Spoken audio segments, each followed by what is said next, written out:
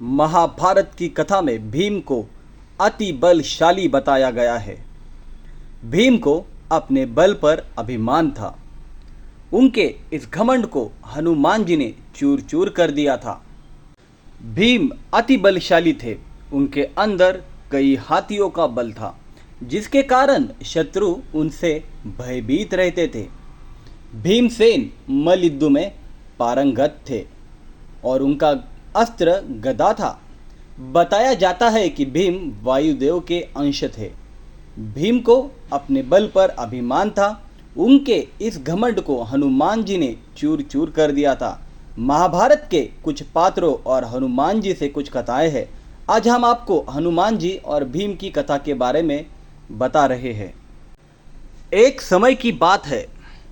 द्रौपदी के कहने पर भीम कमल पुष्प लेने के लिए गंधमादन पर्वत पर स्थित कमल सरोवर के पास पहुंच गए, लेकिन उनसे पहले हनुमान जी रास्ते में लेटे हुए थे और उनकी पूंछ रास्ते को घेरे हुई थी। भीम उसे लांघकर जाना नहीं चाहते थे। भीम ने अहंकार भरे शब्द में हनुमान जी से कहा कि वे अपनी पूंछ को रास्ते से हटा ले ताकि वे आगे जा सके। हनुमान जी मुस्कुराते हुए भीम की बातों को अनसुना कर देते हैं। भीम ने फिर हनुमान जी को पूंछ हटाने के लिए कहा और भीम को ये बात पता नहीं थी कि वो वानर श्रेष्ठ हनुमान जी है। हनुमान जी ने कहा कि तुम तो बलशाली हो, खुद ही मेरी पूंछ हटा दो और आगे चले जाओ। भीम इस बात से चिढ़ गए और हनुमान जी की पूंछ हटाने लगे। पहली बार में पूंछ टस से मस ना हुई। फिर भीम ने पूरी ताकत लगाकर पूंछ को हटाने की कोशिश की। उन्होंने बहुत जोर लगाया।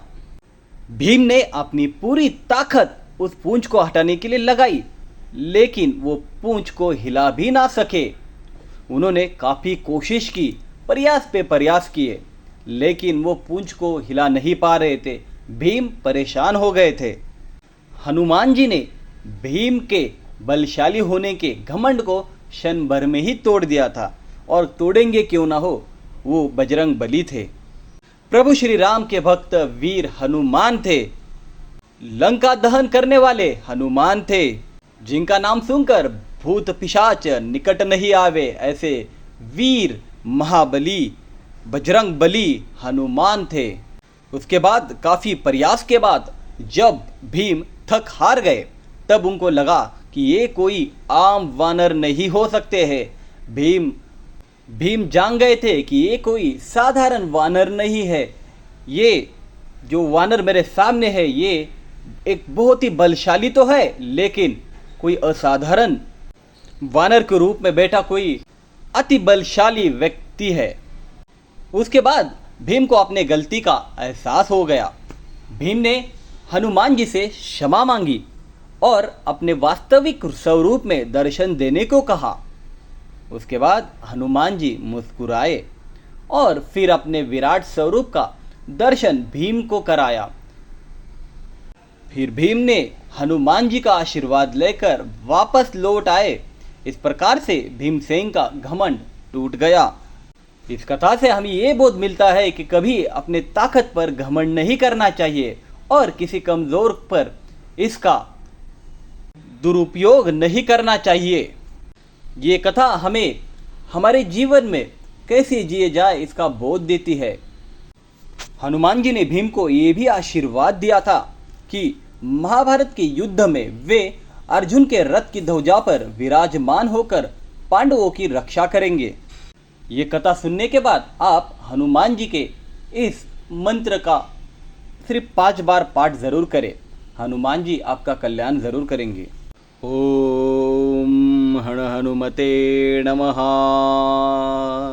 ओम हणु हनुमते नमः। ओम हणु हनुमते नमः।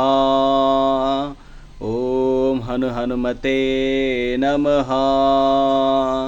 ओम हनु हनुमते नमः। ये कथा सुनने के बाद इस मंत्र को ज़रूर सुने।